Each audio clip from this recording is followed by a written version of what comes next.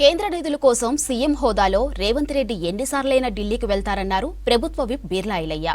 ఇక కేసీఆర్ లాగా farm house లో ఉంటే నిధులు ఎలా వస్తాయని ప్రశ్నించారు. కేటీఆర్వి పబ్, డ్రగ్స్, దుబాయ్ కల్చర్ అని విమర్శించారు. మూసీ డీపీఆర్ కోసమే ముఖ్యమంత్రి ఢిల్లీ వెళ్లారని చెప్పారు. ఇక ప్రతిపక్ష హోదాలో కేసీఆర్ జీతం తీసుకుంటూ ప్రజలకు అందుబాటులో ఉండటం లేదన్నారు బిర్లా ఐలయ్య. ఈ రాష్ట్రంలో కేటీఆర్ కున్నటువంటి దురలవాట్లు మరి ఏ నాయకుని కూడా లేవు. ఆయనది పబ్బు కల్చర్, డ్రగ్ కల్చర్, ఏమనంటే దుబాయ్ పోతాడు, బొంబాయి పోతాడు.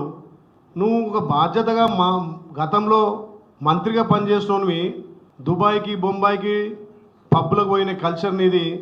మా గౌరవ ముఖ్యమంత్రి తెలంగాణ ప్రజల కోసం మొన్న ఏదైతే ఫ్లడ్స్ వచ్చినాయో ఫ్లడ్స్లో నిధులు రాబట్టడానికి ఢిల్లీకి పోయి, ఎప్పుడు ఢిల్లీకి పోయినా కేంద్ర మంత్రులను కలిసి గతంలో మీరు తీసుకురానటువంటి రక్షణ శాఖకు సంబంధించినటువంటి నిధులు కానీ ఆ భూములు కానీ తీసుకొచ్చిన చరిత్ర గౌరవ ముఖ్యమంత్రి రేవంత్ రెడ్డి గారిది.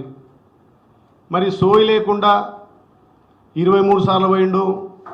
తెలంగాణ రాష్ట్ర ప్రయోజనాల కోసం, తెలంగాణకు రావాల్సినటువంటి నిధుల కోసం 23 సార్లు కాదు 230 సార్లు పోతాడు. తెలంగాణ ప్రయోజనం ముఖ్యం, తెలంగాణ అభివృద్ధి ముఖ్యం. ఈ రాష్ట్రంలో మీకు ప్రతిపక్ష హోదా ఇచ్చిర్రు, కనీసం ప్రతిపక్ష హోదా నిర్వహించలేని పరిస్థితిలో మీ నాయన ఫామ్ హౌస్లో పండుకున్నాడు. కడుపులో సల్ల కదలకుండా ఫామ్ హౌస్లో పండుకున్నాడు.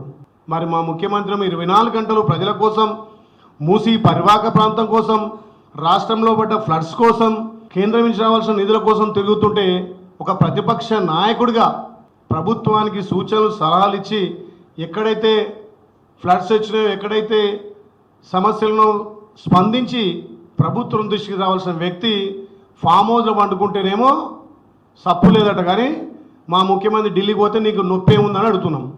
నువ్వు మీ అయ్యసాటి నాకు కొడుక మంత్రి అయినవు, నీకేమేరక తెలంగాణ ప్రజల బాధలు, తెలంగాణ ఉన్నటువంటి సమస్యలు. మా గౌరవ ముఖ్యమంత్రి కింది స్థాయి నుంచి కష్టపడి రాష్ట్ర ప్రజల బాధలు అర్థం చేసుకొని రాష్ట్ర ప్రజల ఏ రకంగా అభివృద్ధి చేయాలని చెప్పి కష్టపడి వచ్చిన వ్యక్తి గౌరవ ముఖ్యమంత్రి రేవంత్ రెడ్డి గారు. నువ్వేమో తండ్రి చాటు కొడలేక అమెరికా నుంచి వచ్చి మంత్రి అయిపోయి జల్సాలు, పబ్బులు, డ్రగ్స్. నువ్వు మా ముఖ్యమంత్రి ఢిల్లీ పర్యటన గురించి మాట్లాడేది?